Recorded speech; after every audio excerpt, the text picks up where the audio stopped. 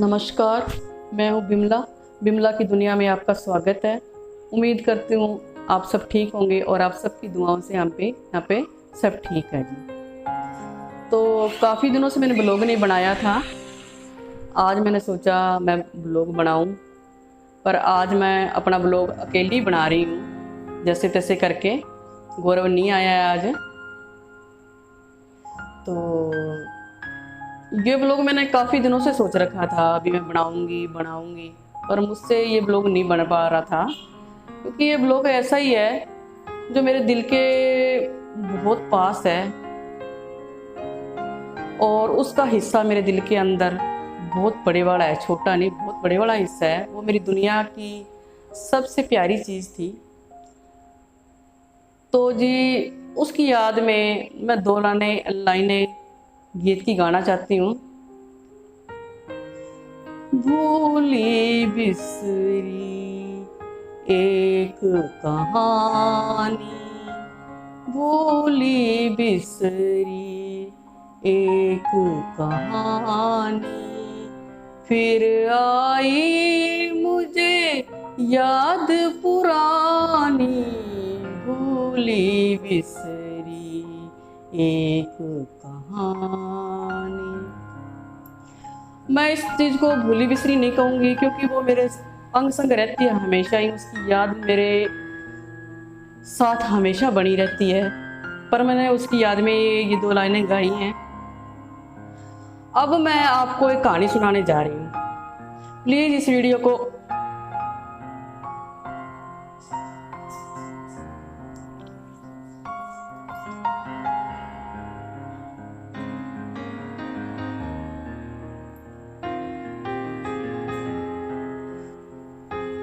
क्योंकि ये कहानी वो कहानी नहीं है। इसमें ना कोई राजा है ना रानी है, यह कोई कुटी पटोलों की कहानी नहीं है, और ये कोई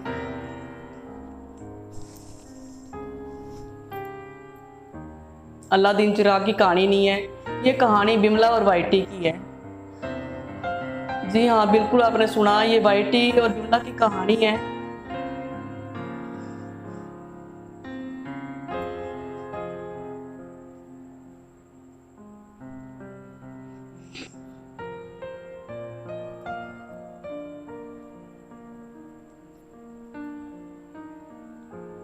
की बात है, जब हम गंगानगर में रहते थे, बच्चों के पढ़ाने के सिलसिले में हम गंगानगर गए हुए थे।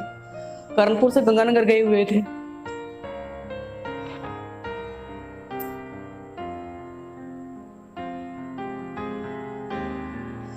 तो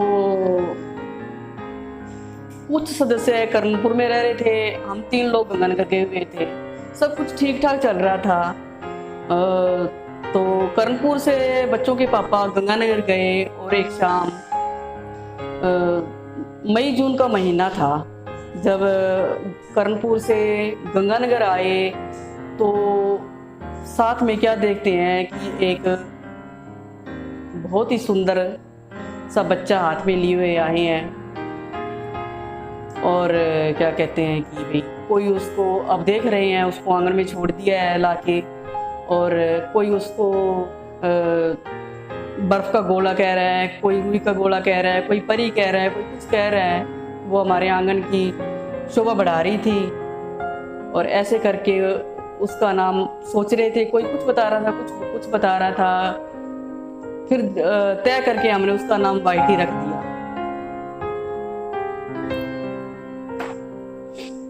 बड़ी होने लगी, पलने लग गई हमारे साथ, बहुत क्यूट थी, बहुत सुंदर थी। मैं उसको परी कहती, गुड़िया कहती, बच्ची कहती, बहुत कुछ उसको नाम दे रखे थे।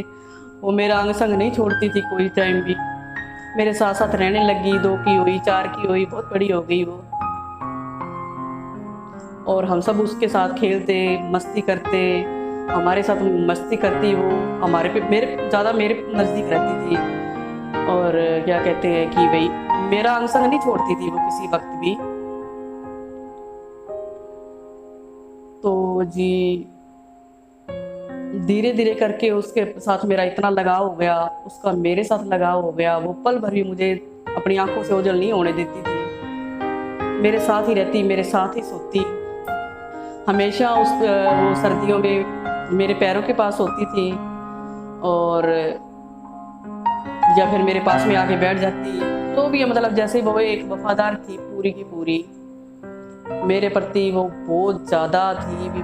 मैं उसको छोड़ के कहीं भी नहीं जा सकती थी, पल भर के लिए भी नहीं जा सकती थी। अगर कहीं चली भी गई ना तो भी उसने गेट के पास बैठ जाना, और मैंने नहाना तो वो नहानगर के पास ही बैठ जाती। बहुत ज़्यादा लगाव था उसके साथ। ऐसे कर करके दिन बीतते गए, काफी साल हो गए। मैंने कभी सोचा भी नहीं था भी मेरे साथ ऐसा हो जाएगा। तो जी इस नवंबर में दिवालियों के 3-4 दिन पहले वो बीमार हो गई, और बीमार भी वो क्या बहुत जबरदस्त बीमार हो गई। मैंने कोई कसर नहीं छोड़ी किसी इलाज के अंदर, खूब दवाइयाँ दिलवाई पर वो नहीं ठीक। मैंने तय कर लिया था अब ये जाएगी नहीं, बचेगी। उसकी तड़प मेरे से देखी नहीं जाती थी। मैं भगवान से अरदास करती थी, ये भगवान इसको अपने पास बुला ले, मेरे से इसकी तकलीफ देखी नहीं जाती। और एक दिन सुबह 7:15 बजे 17 नवंबर को वो भगवान को प्यारी हो गई। मैंने एक संतोष की सांस ली भी, कम से कम ये अपनी तकलीफ से तो मुक्त हुई, भगवान ने अपने पास बुला लिया इसको। वो पल भर का संतोष था। उसके बाद उसकी याद मुझे बहुत तड़पाने लगी। मैं हर जगह उसको ढूंढने लगी। वो इतना दुखी कर गई, इतना दुखी कर दिया मेरे को, इतना दुखी कर दिया कि मैंने बिस्तर पकड़ लिया। अब मुझे कुछ नहीं अच्छा लगता था, सिर्फ उसकी यादों में खोने लगी, बीमार रहने लगी बहुत ज़्यादा। सब मेरे को कहते कि भी तू भी वाइटी के पास जाना है क्या, वाइटी के पास। ऐसे कर करके जैसे घर वाले मुझको समझाते थे, मेरा उनकी बातों का मेरे पे कोई असर नहीं पड़ता था। और फिर क्या था कि भाई 1 महीना बीत गया, मेरी दशा डामाडोल होने लगी बिल्कुल। मुझे डॉक्टरों के पास ले जाया गया। डॉक्टर कहते कि बीमारी नहीं है। वाइटी का प्यार का नशा, वाइटी की याद का नशा मेरे पे हावी होने लग गया। मैं खुद भी घबराने लगी, मेरे साथ हो क्या रहा है। बस ऐसे सोचती रात हो जाए तो मैं सो जाऊं, सब कुछ भूल के मैं सो जाऊं। रात को गोली लेके, नींद की, डिप्रेशन की गोली लेके मैं सोती थी। ऐसे मेरी दशा भी बिगड़ने लगी। हर जगह वाइटी को ढूंढूं, वाइटी की आवाज़ कैसी। अब वाइटी तो चली गई दुनिया से, वाइटी की आवाज़ क्या, कहाँ से सुनूंगी वाइटी की आवाज़, कौन मेरे अंग संग रहेगा। वाइटी वाइटी हो गई। तब मैंने जाना एक जानवर और इंसान का प्यार का रिश्ता निस्वार्थ था। वाइटी का प्यार मेरा स्वार्थी था, मुझे तो वाइटी चाहिए थी ना, वाइटी के बिना मैं मर जाऊं, ऐसा मेरा हाल हो गया था।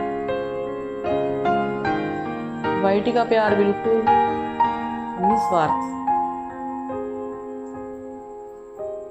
तो क्या हुआ जी,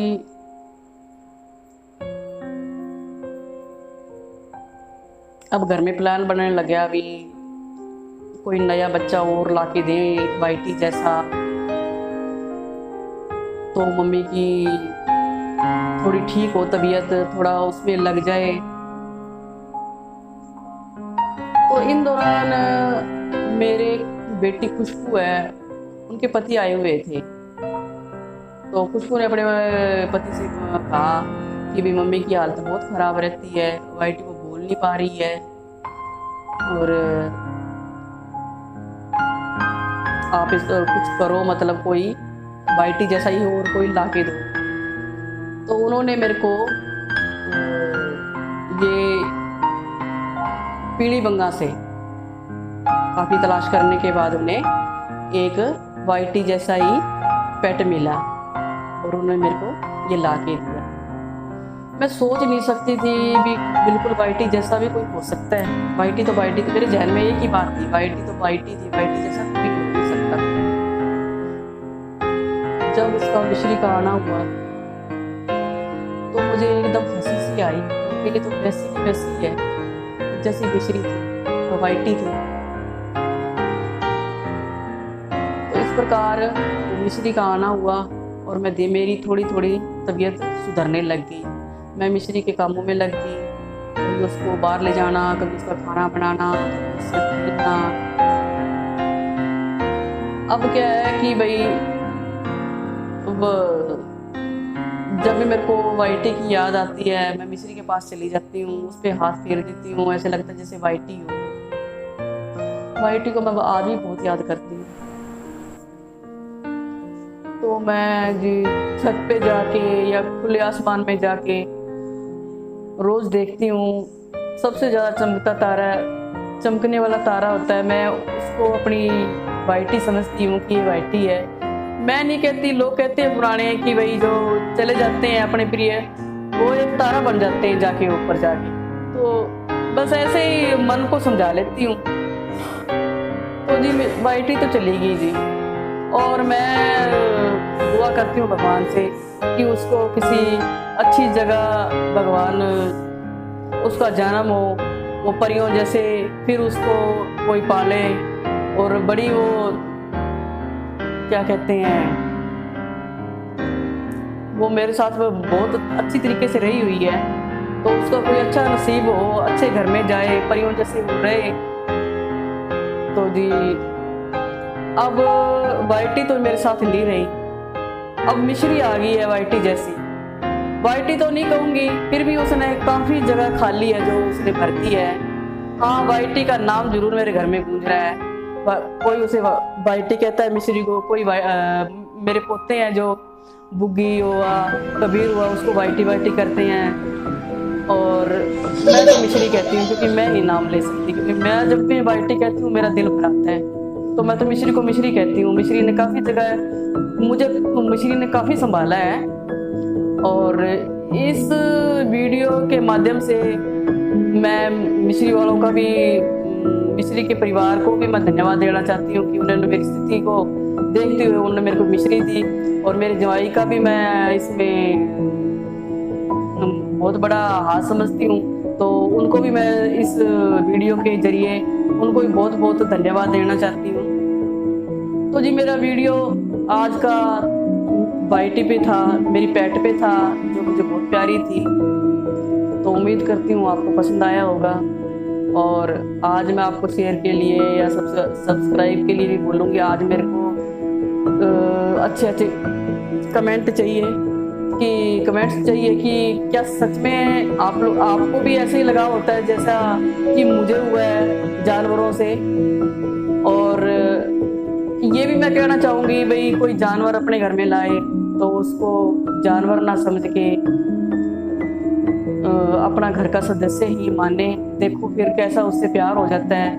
ये कोई बुरी बात नहीं है कि डॉग और कैट पालना कोई बुरी बात नहीं है। अगर पालोगे तो आपको खुशी ही मिलेगी, ये आपका कुछ नहीं लेंगे, थोड़ा सा भी बेचारे खाते पीते हैं, बस आपको खुशी देंगे ये। और इसके साथ, इन शब्दों के साथ वीडियो को